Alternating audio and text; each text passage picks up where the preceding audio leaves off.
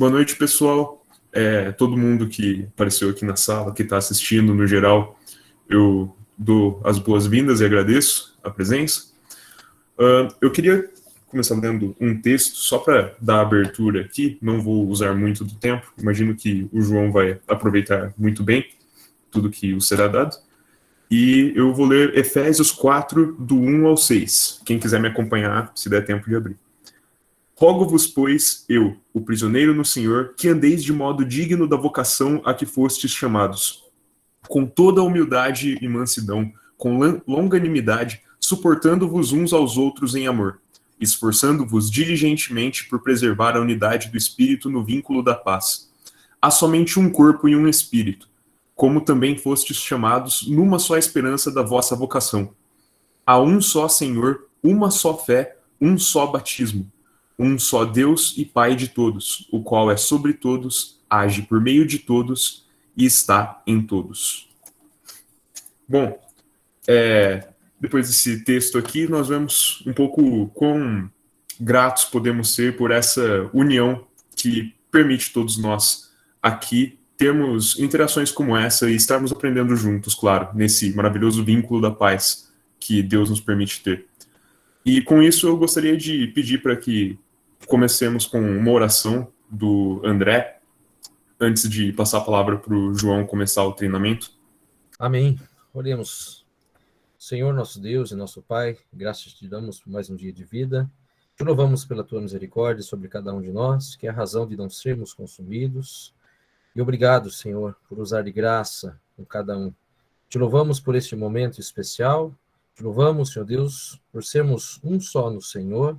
Te louvamos e te pedimos que o Senhor instrua as nossas vidas para melhor te servir através de tudo que ouviremos hoje aqui, Senhor Deus, e que o Senhor abençoe, Senhor, o reverendo João e a todos nós, que possamos compreender, Senhor Deus, o funcionamento das coisas, o funcionamento, Senhor Deus, e que possamos a cada dia colocar em prática, Senhor Deus, o que já vem sido, Senhor Deus, utilizado pela igreja, a forma de funcionamento, e que possamos crescer, Senhor Deus, no conhecimento do Senhor.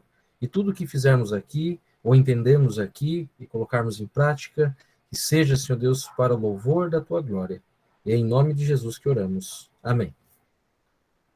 Boa noite, gente. Boa noite, muito boa noite para vocês. É um grande privilégio para mim participar desse evento, do meu antigo sínodo, e dá até uma dor no coração dizer isso, mas parece que eu fico pensando, eu fui embora ou não fui, né? Eu fui, mas eu não fui, então é muito bom poder participar de uma iniciativa tão bem-vinda como essa. E eu quero também antecipadamente pedir as orações de vocês, porque isso mesmo que eu estou fazendo aqui com vocês, eu também vou precisar fazer aqui num estágio muito, muito mais anterior, porque a situação aqui está bem defasada. A gente tem visto já alguns sinais de avivamento da obra do Senhor nesse sentido das sociedades internas, mas é algo que nós vamos ter que trabalhar muito melhor, talvez em muito mais tempo, e eu quero dizer assim que a situação que vocês se encontram é uma situação incrível, porque mostra que Deus avançou em relação a isso. E hoje a gente vai ter um treinamento que eu vou dividir em duas partes, tá certo?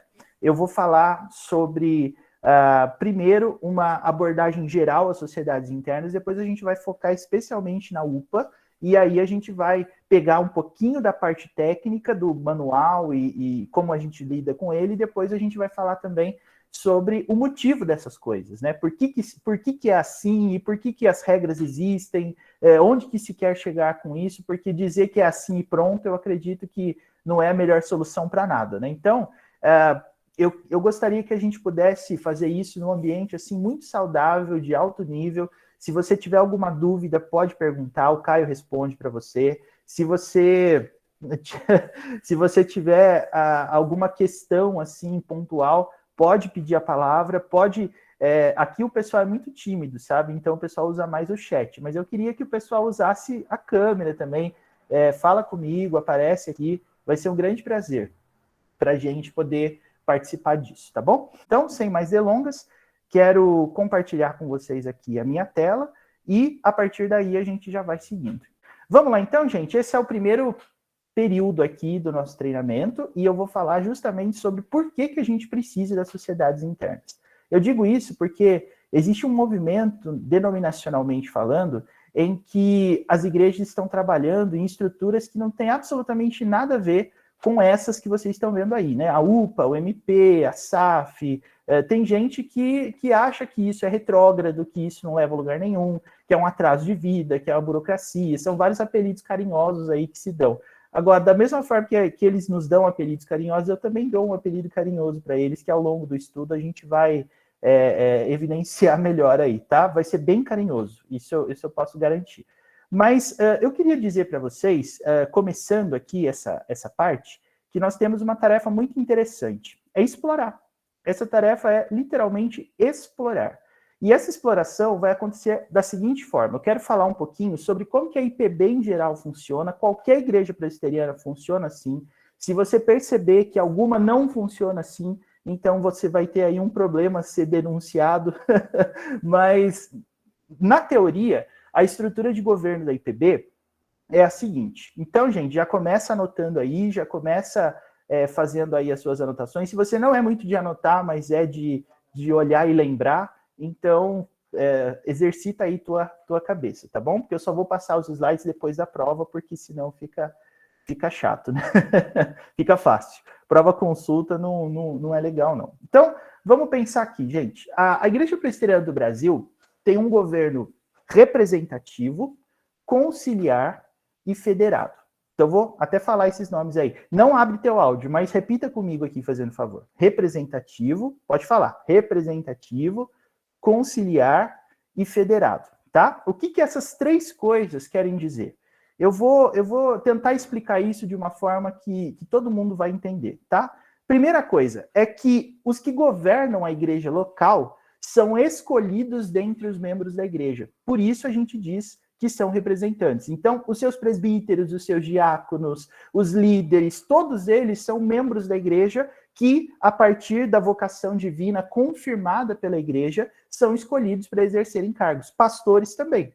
Quem aqui nunca teve assim, a curiosidade de saber como funciona? O pastor, antes, era um membro da igreja, que sente-se chamado para o ministério, conversa com o conselho local, e aí o conselho direciona essa pessoa para algumas atividades, para um período probatório que pode levar de 1 a 3 anos, e aí, ao final desse período, a igreja faz uma avaliação, os irmãos fazem uma avaliação, o pastor da igreja, os presbíteros fazem uma avaliação, e aí esse irmão é encaminhado para o presbitério, mas ele não vai começar o seminário até que a igreja local dele tenha plena convicção de que este, de fato, é um chamado ao ministério. Então, na igreja presbiteriana, é assim, o pastor não é uma pessoa que acorda de manhã e pensa, hoje eu vou para o seminário. E o presbítero, o diácono, todos os outros líderes que a gente tem, também não são assim.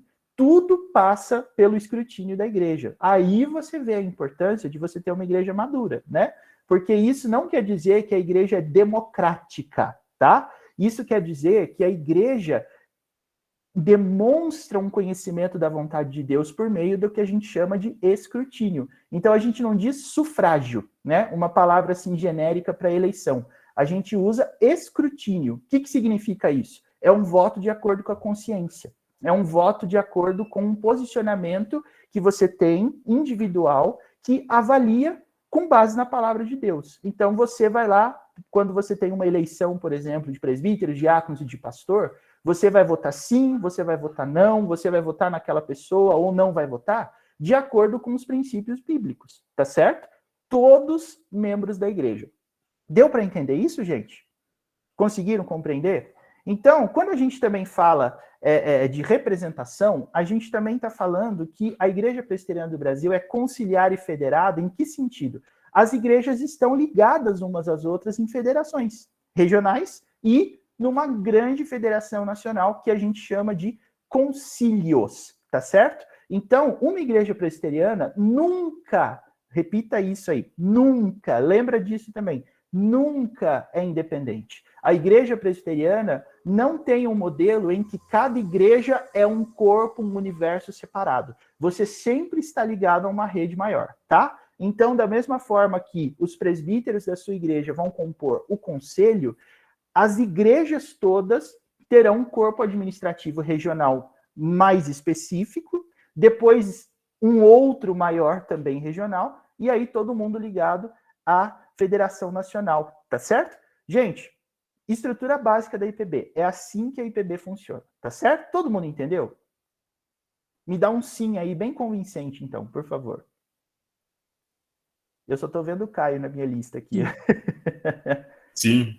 Valeu, gente. Então, a IPB tem 4 tipos de concílio, tá? 4. Quais são eles? O conselho, o presbitério, o sínodo e o Supremo Concílio. De novo, o conselho, o presbitério, o sínodo e o Supremo Concílio, tá? O conselho administra a igreja local, a sua igreja individual ou as suas congregações, e a gente faz uma diferença básica entre igreja e congregação quando congregação é uma igreja que não tem conselho, que é administrada por um dos presbíteros que compõe o conselho da igreja que está plantando o trabalho, tá? Presbitério cuida dos conselhos de uma região, o sínodo cuida de presbitérios, e o Supremo Concílio cuida de todos os sínodos. Então, a gradação dos concílios é sempre do menor para o maior. Você tem 4, sendo que o conselho é o menor, em termos de abrangência, e o Supremo Concílio é o maior, também em termos de abrangência. Então, gente, quais são as 2 características do governo da Igreja Presbiteriana? Ele é representativo,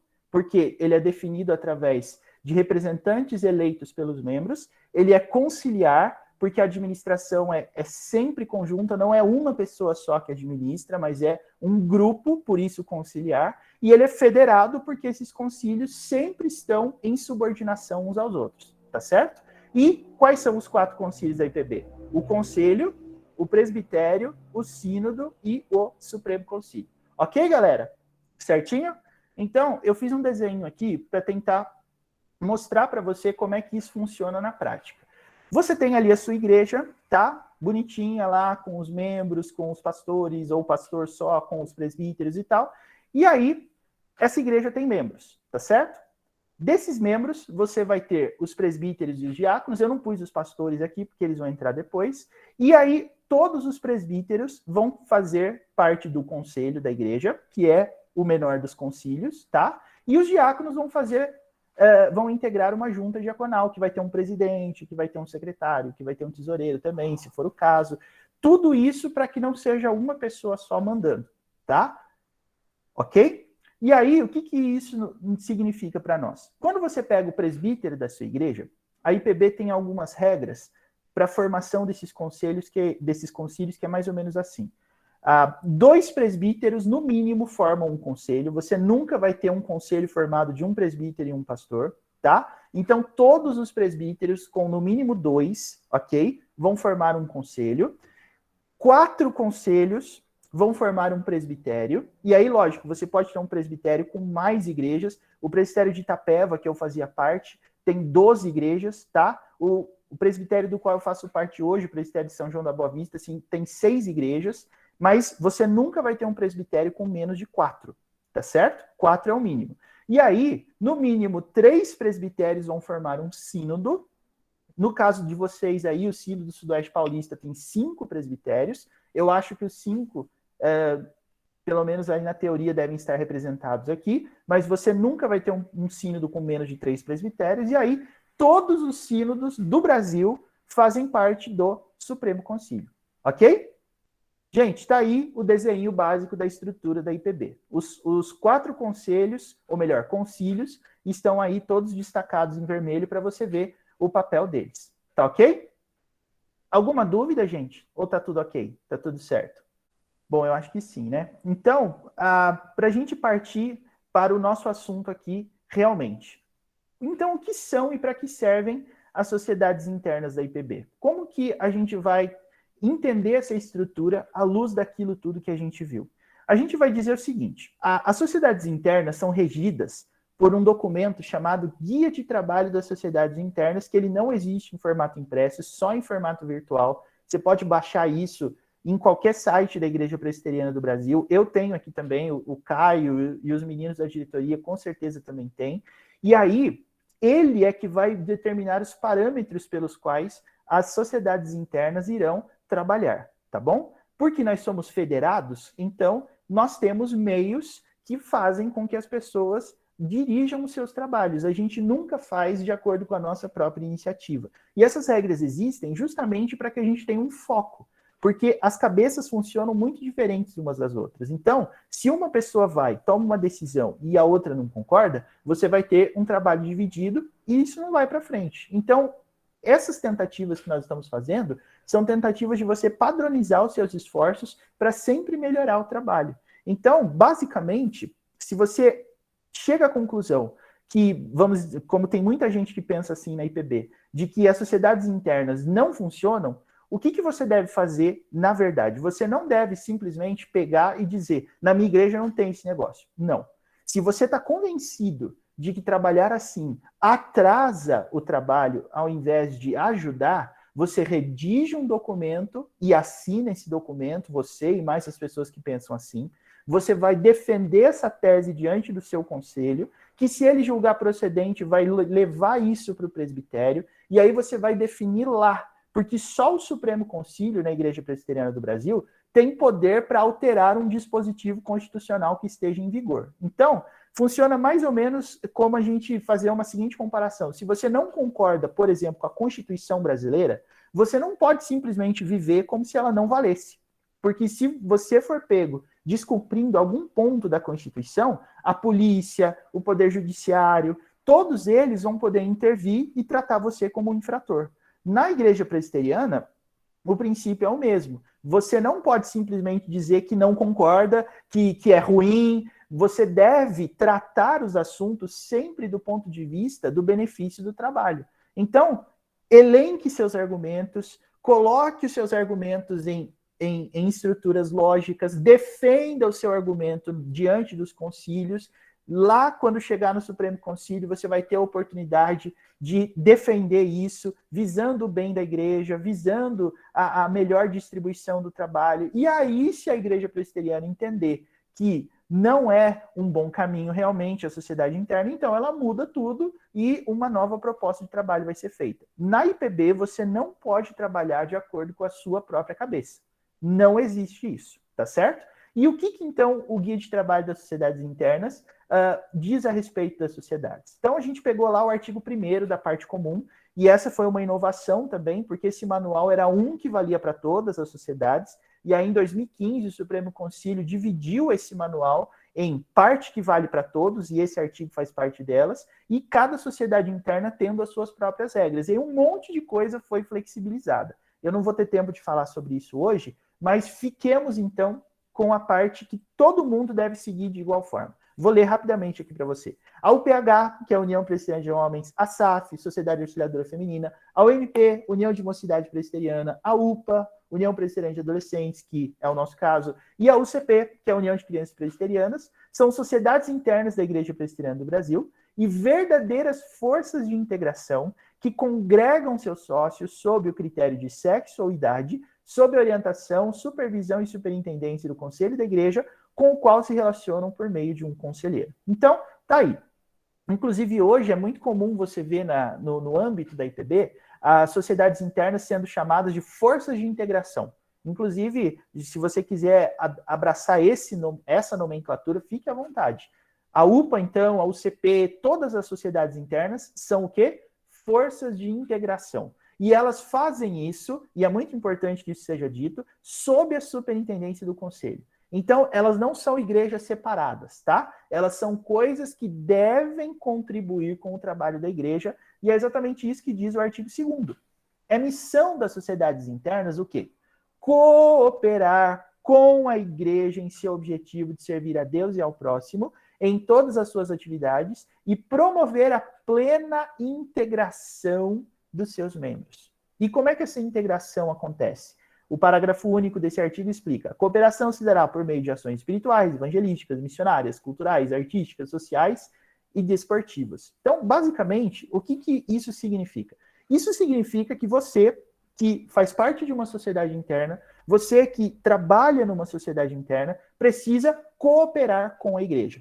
Você não é separado da igreja. Então, pense, por exemplo, naqueles adolescentes que fazem parte da sua UPA, que vão no dia da reunião da UPA, mas não vão no domingo. Isso está errado. Porque a UPA não é a igreja e nem é um trabalho que define a igreja como um todo. É muito comum você ver isso acontecendo, né? Ah, a UPA é legal, o culto é chato. A gente começa, então, um rompimento que não é saudável. E eu acho que esse é um grande, vamos dizer assim, uma grande característica das coisas que a gente observa em âmbito nacional. Então, você cuida da UPA de um jeito que, obviamente, a igreja não vai seguir quando ela está reunida no domingo, por exemplo, que aí todas as sociedades, né, todas as faixas etárias da igreja estão congregadas numa única reunião. Então, veja que difícil que é você tratar, então, a sociedade interna como a igreja dos adolescentes, a igreja das crianças, a igreja dos jovens. Porque aí, quando a igreja se reúne plenamente no domingo, você perde totalmente o senso de comunhão. Você vai ter que forçar o pastor, você vai ter que forçar, vamos dizer assim, o conselho da igreja a pensar numa parte do culto dos adolescentes, outra parte que é das crianças, outra parte que é dos jovens, outra parte que é dos idosos, e aí você vai ter que escolher uma música que os adolescentes gostam, outra que os idosos gostam, porque senão eles não vão no culto. Veja, gente, isso não dá certo em lugar nenhum e nunca deu.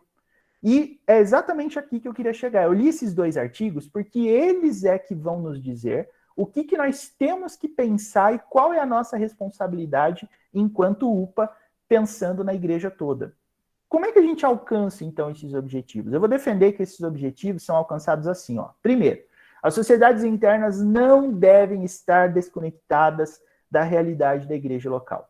Então, você precisa fazer com que as pessoas que fazem parte da UPA, não é que elas devem se sentir parte da igreja, mas elas devem ser incentivadas a servir a igreja como um todo. Sabe o que está acontecendo hoje, gente? Os adolescentes não são mais grandes forças de trabalho, eles são grandes consumidores. É muito comum você ver uma pessoa falando assim, ó, vá lá no culto, daí a pessoa pergunta, o que vai ter? Aí, se ela não achar que isso é legal, então ela não vai. Então, a gente não está lá mais para servir, a gente está lá para ser servido. E hoje, como as opções de entretenimento são muito amplas e muito variadas, quando você está assistindo um filme que você não gosta, você troca do filme, você não precisa esperar o filme acabar. Hoje está assim. E quando a gente pensa na igreja dessa forma, a gente acaba perdendo a noção de que o Senhor nos chama para servir. Então, quando você tem, por exemplo, lá um trabalho na igreja sendo feito do tipo assim, nós vamos pintar uma parede. Os adolescentes não podem pensar assim, mas isso não tem nada a ver comigo. Eu só sou da UPA, eu não tenho nada a ver com isso. Não, aquela é a sua igreja também.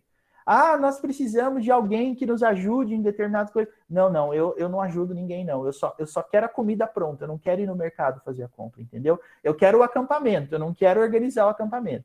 Então, esse tipo de mentalidade não deve ser incentivada, principalmente no que tange ao trabalho de adolescentes, porque senão você cria essa mentalidade de corpo separado, né? Outra coisa, as programações idealizadas pelas sociedades internas não podem.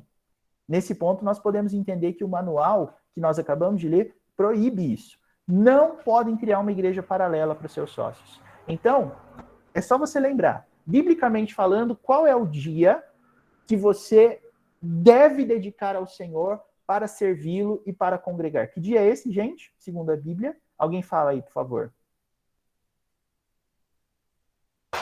O primeiro dia. É isso mesmo, né? O domingo.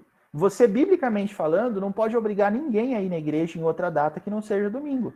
Então, quando você trata, por exemplo, que a sua sociedade tem uma programação que exerce primazia sobre todas as outras, inclusive o culto público, você já está caindo num erro muito comum, mas que não vai ajudar o seu trabalho a se desenvolver. Porque pense, o que adianta você ter 50 adolescentes, 100 adolescentes, 200 adolescentes, sendo que a igreja não se beneficia disso de alguma forma? Sendo que os adolescentes usam a estrutura da igreja.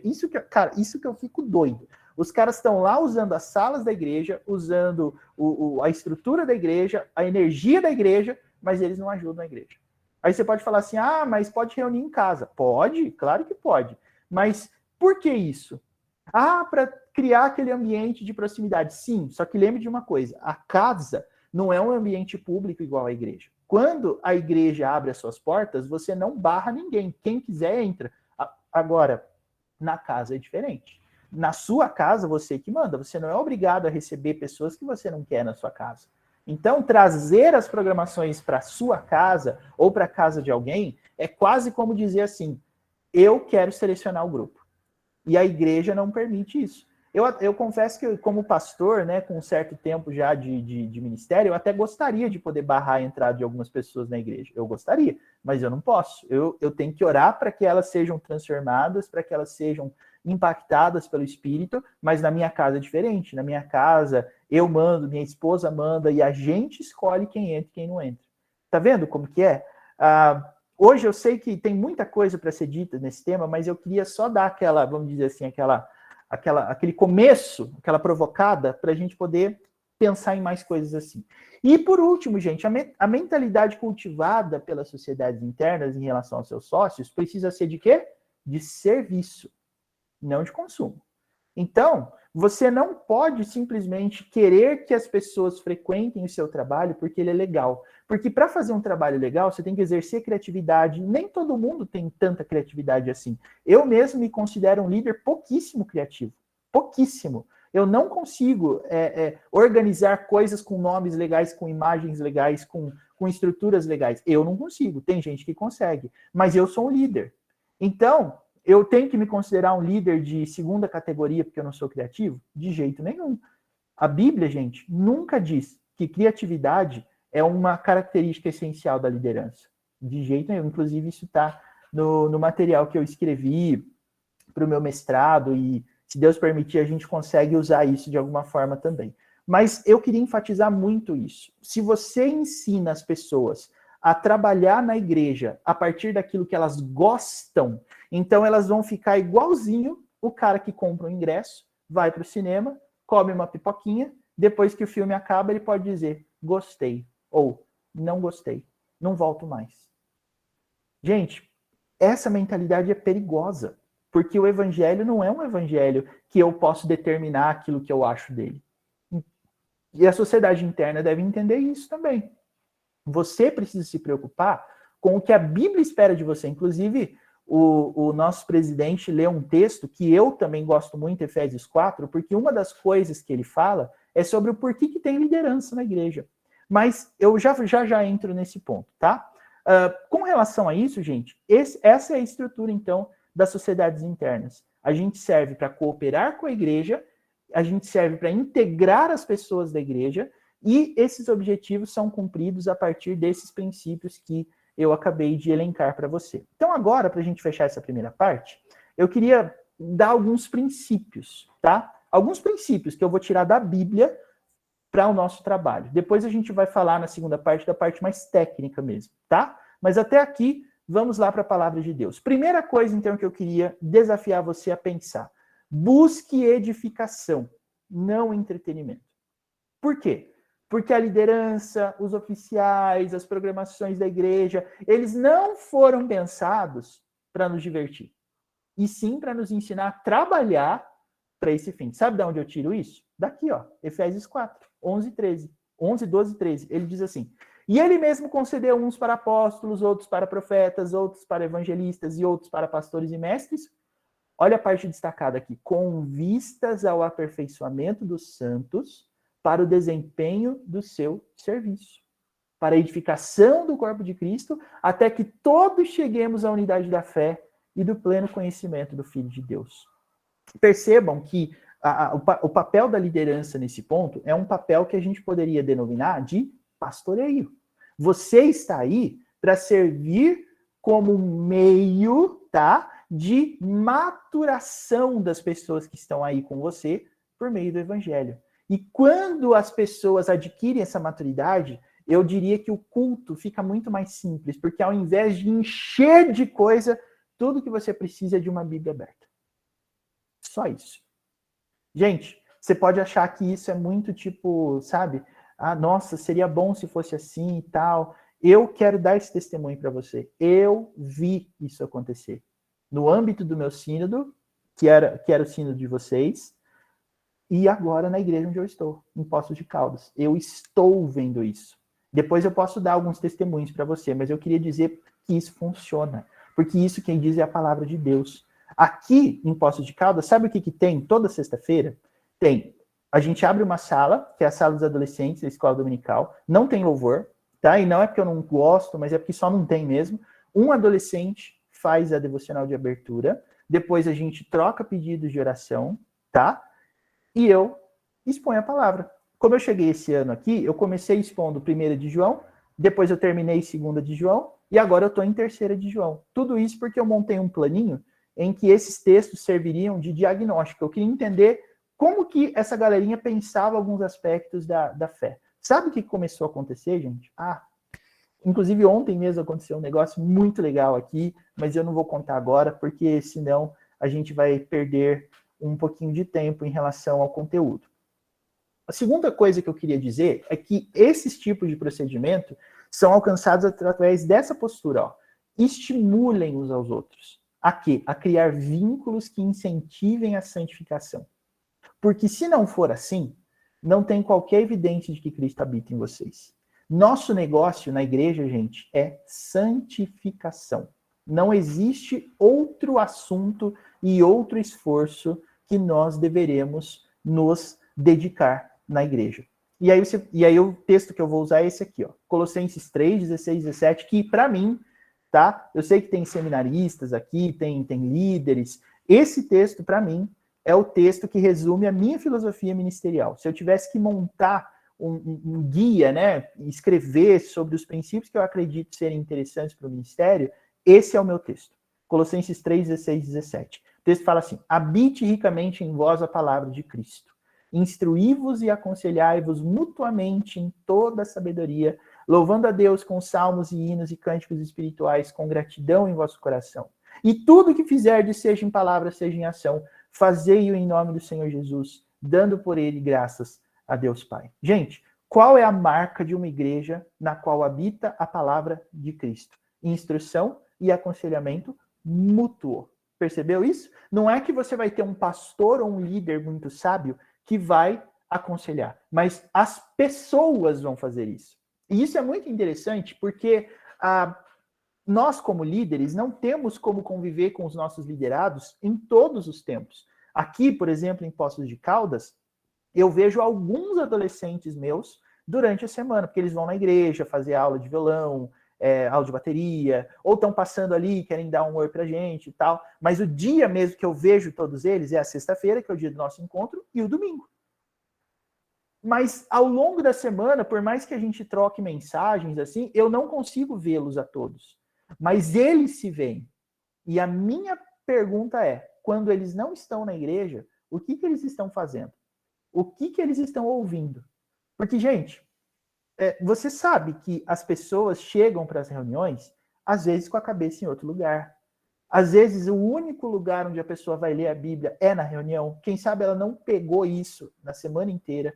E se você já se preocupou com isso na sua UPA, e você já ralhou com a sua turma em relação a ler mais a Bíblia, ora mais, você vai perceber que a sua raiva não vai incentivar ninguém a fazer isso. A única coisa que incentiva isso é o Espírito Santo. E fazer isso, então, deve nos levar a concluir que a nossa tarefa é espiritual. E é nesse sentido que eu falei do meu testemunho no ponto anterior. Os meus meninos aqui começaram uma iniciativa de ajudar uns aos outros a vencer o pecado, que ontem só eu fiquei sabendo, no 10º mês. Mas eu fiquei, gente, quem produziu isso? Foi a palavra de Deus. Eu estou falando sobre isso desde o começo do ano. E agora a gente está vendo os resultados. Então, esse é o tipo de coisa que a gente deveria priorizar no nosso trabalho. Porque eu fiz parte de uma geração de UPA, de adolescentes, muito numerosa. Até hoje, né, a UPA da Igreja Presbiteriana Central de Itapeva se reúne na quinta-feira às 20 horas. E isso sempre aconteceu desde que eu era um adolescente, presidente de UPA e tal. Na minha época, nós tínhamos por quinta-feira 50, 60 adolescentes fácil. Desses 60, eu acho que nem 5% está na fé hoje. É uma coisa horrorosa de dizer isso. Aí você pode falar assim, mas isso aí não depende da gente. Depende. Depende. Eu não sou responsável pelas decisões das pessoas, é claro. Mas se eu não promovo um ambiente onde a palavra é pregada nesse sentido, e quando eu digo isso, eu não estou falando de ler um versículozinho, 2 versículozinhos, 10 minutos e brincar 40. Eu não estou falando isso. Eu estou falando de trabalhar nesse sentido. Porque, gente, se nós não queremos que a palavra de Cristo habite em nós e a gente vê esse resultado através da instrução e do aconselhamento mútuo, a gente não está vendo nenhuma evidência de que Cristo habita na gente. Isso é o que o texto está falando. Então, eu estou insistindo nisso para você ter uma certeza na sua vida, tá? Que certeza é essa? Juntar as pessoas para ouvir o preletor é um feito, mas ele pode ser feito artificialmente. Você pode usar recursos para isso. Agora, fazer as pessoas conversarem sobre o evangelho quando elas não estão na igreja, isso é só o Espírito Santo que faz. E ele faz isso pela palavra. É isso que eu queria que você entendesse. Essa é a sua preocupação? Então, gente, como que nós estamos guiando essa questão de amizades? Como que a gente identifica isso? Os amigos seus que são da igreja, os amigos dos adolescentes da sua UPA que são da igreja, que são amigos entre si, eles são amigos por quê? Eles estão indo na igreja por quê? Inclusive, eu faço essa pergunta para os meus meninos e meninas. Gente, por que vocês estão aqui? Numa sexta-feira à noite, que vocês podiam estar fazendo qualquer outra coisa. Por que vocês vieram aqui? E aí eu respondo essa pergunta dizendo, se a primeira coisa que te faz vir aqui não é o evangelho, então um dia você não vai vir mais. Eu tenho falado isso com eles, tá? Se tivesse alguém... Inclusive, eu acho que eu vi alguns dos meus adolescentes entrando aqui tem gente de Poços aqui, sim, eu tô vendo. Digam vocês mesmos se eu não tô mentindo. Se vocês disserem que eu tô mentindo, eu vou excomungar vocês, tá? Mas... não, mas sério, é isso que acontece aqui. Eu não tô inventando, tá? E um terceiro princípio e último, para a gente fechar essa parte, tem relação com isso aqui. Ó. Aí, ó, olha a Ana Júlia falando aqui. É verdade, gente, é isso. E tá acontecendo. Isso está acontecendo, tá certo? A terceira coisa, construam uma comunhão consolidada através da santificação e não em afinidade, tá? Não fique amigo de quem você gosta, fique amigo de quem é santo, tá certo? Qual texto que eu vou usar? O primeiro que eu trabalhei com eles aqui, 1 de João 1, 5, 6 e 7. Ora, a mensagem que da parte dele temos ouvido e vos anunciamos é esta, que Deus é luz e não há nele treva nenhuma. Se dissermos que mantemos comunhão com ele e andarmos nas trevas, mentimos e não praticamos a verdade. Se, porém, andarmos na luz como ele está na luz, mantemos comunhão uns com os outros e o sangue de Jesus, seu Filho, nos purifica de todo pecado. Quem me conhece, o pessoal desse sínodo me conhece bem, sabe que eu amo falar desse texto. E uma das coisas, é verdade, né? E uma das coisas que eu mais gosto de falar sobre esse texto é o seguinte: percebam que João faz uma relação imediata, tá certo? Imediata entre seguir a Deus e ter amizade com os cristãos. Ele fala assim, ó, é que aqui eu não dividi por versículo, mas pega esse finalzinho aí. Se, porém, andarmos na luz como ele está na luz, nós mantemos comunhão uns com os outros. É automático. Você viu? Eu não preciso simplesmente gostar da pessoa e criar um vínculo com ela. Esse vínculo já existe quando você luta pela mesma coisa. Porque amizade, gente, é afinidade. Só que nem toda afinidade é agradável a Deus. Lembra disso? Nem toda afinidade é agradável a Deus. Às vezes o que une você aos seus amigos são coisas que não agradam a Deus, velho. Então, ter amigos na igreja não quer dizer nada. Esse seu amigo é crente? Ele crê que Deus é luz e nele não há treva nenhuma? Por quê? Porque se a gente disser que a gente mantém comunhão com ele e andarmos nas trevas, o texto fala, nós mentimos. Então, às vezes eu fico vendo isso, né? A gente passeia em alguns lugares e a gente fala, mas os meninos se dão bem aqui na igreja. Sim, eu imagino que sim, mas por quê? O que eles fazem quando eles não estão na igreja? Qual é o assunto deles? Esse é o teu papel como líder. Você precisa saber disso. E você precisa entender isso. Então, esses são os meus princípios, tá bom, gente? Queria, então, finalizar essa primeira parte concluindo da seguinte forma. A gente precisa, então, de sociedade interna? A gente precisa disso mesmo? Então, eu tenho duas respostas para isso. Sim, se a ideia de sociedades internas que você tem for uma maneira de conscientizar cada um dos sócios para a missão da igreja e refletir a Cristo. Então, sim. Mas não se o objetivo das sociedades internas for diversão, for entretenimento, e o desenvolvimento de uma mentalidade meramente consumista em relação às atividades da igreja. Então, essa é a minha conclusão. Se você tiver nessa para incentivar as pessoas à santidade, vai firme e vai com tudo. A estrutura te beneficia. Agora, se não, então você realmente vai achar isso um saco, você não vai gostar, você vai achar a pior coisa do mundo, você vai achar que é uma burocracia, e você vai querer simplesmente reunir todo mundo para assistir filme e comer pipoca, que é muito mais fácil. Então, qual é o conceito de sociedades internas que você está tentando construir? O que eu e você queremos para as nossas sociedades internas? Você precisa do posicionamento bíblico para definir essa questão. Tá bom? Gente, acabou a primeira parte. Alguma pergunta, alguma dúvida, alguma consideração, algum comentário? Fiquem à vontade, tá? Se não quiser aparecer na câmera, não precisa. É só mandar uma mensagem no chat aqui. Alguém poderia falar? Porque senão eu fico me sentindo falando para as paredes aqui e eu não gosto. Interessante a gente observar nessas últimas duas perguntas, né? Que para aquele que vai chegar e vai dizer, para quem a gente deve dizer que não precisamos daquele tipo de sociedade interna, a pessoa está dando realmente o objetivo errado para a sociedade interna e por isso nós respondemos não, né?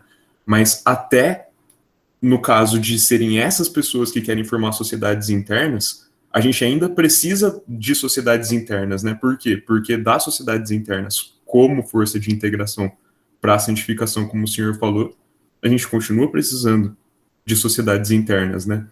Então, de certa forma, existe a resposta não para todo o caso em que a pessoa chega com uma deturpação de sociedade interna, mas a resposta continua sendo sempre sim, né? Exatamente, e o nosso presidente aqui me lembra que é exatamente essa a minha briga. Eu digo briga porque eu sei que vai chegar no momento em que uma discussão amorosa simplesmente não vai resolver, nós vamos ter que brigar mesmo. E a começar no presbitério e no sínodo, do qual eu faço parte hoje.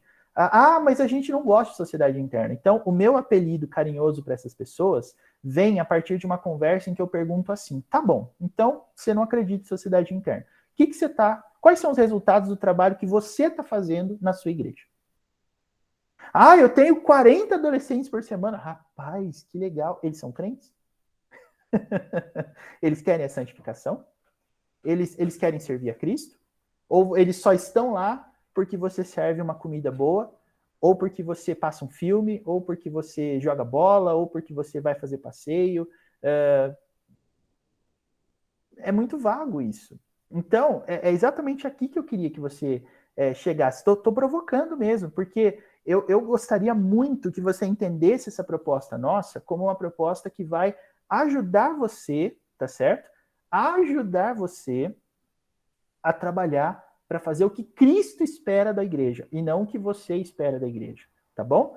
E aí, aquilo que eu te falei, eu estou só expondo a maneira que a IPB, que é a sua igreja, trabalha. Se você discordar dessa maneira, você tem todo o direito, mas você não pode simplesmente fingir que a lei não existe. Defenda isso, escreva isso, argumente a respeito disso e vá defender teu ponto de vista nos concílios. E me convide, porque eu gostaria muito de estar lá nesse dia. Tá certo? É assim, se você simplesmente for o rebelde e falar assim, eu não concordo com isso aí não, esse negócio não é para nós não, nunca dá certo. Cara, não é o caminho. Em lugar nenhum do mundo é assim. Na sua casa não é assim. Você discorda do seu pai simplesmente diz, então vai embora. Você não precisa mais ficar aqui. Tem gente levantando a mão, pedindo a palavra. Fique à vontade. Sou eu. Apesar de estar escrito DNL, eu estou na conta da minha esposa. Vamos lá. Não, uma questão interessante com relação às sociedades, sempre fui a favor, sempre defendi essa causa, né?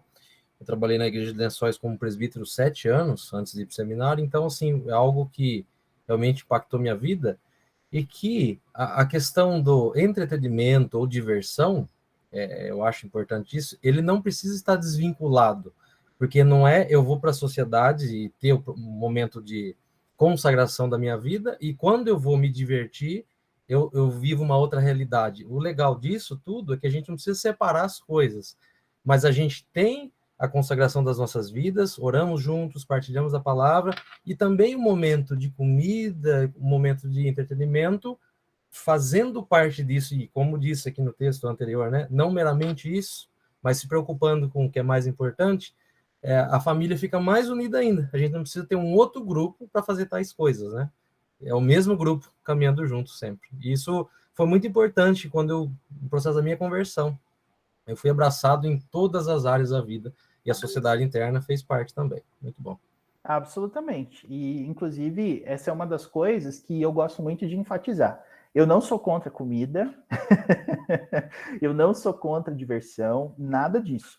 Mas a estrutura da sociedade interna é uma estrutura que não está voltada para isso como meio de atração. Então, nós propomos um estilo de vida com base na santidade, e aí toda a nossa diversão espontânea é uma diversão na qual a gente vai ver esses princípios sendo elencados. O povo crente precisa andar junto, o povo crente precisa conviver, mas precisa conviver como crentes. Então, esse é o ponto. Eu não gosto quando a diversão ela é a maneira que a gente usa para atrair as pessoas que não estão vivendo na realidade do evangelho, porque daí é a ponte que a gente faz com elas. Então, você se diverte aí, vem se divertir da mesma forma com a gente. Não.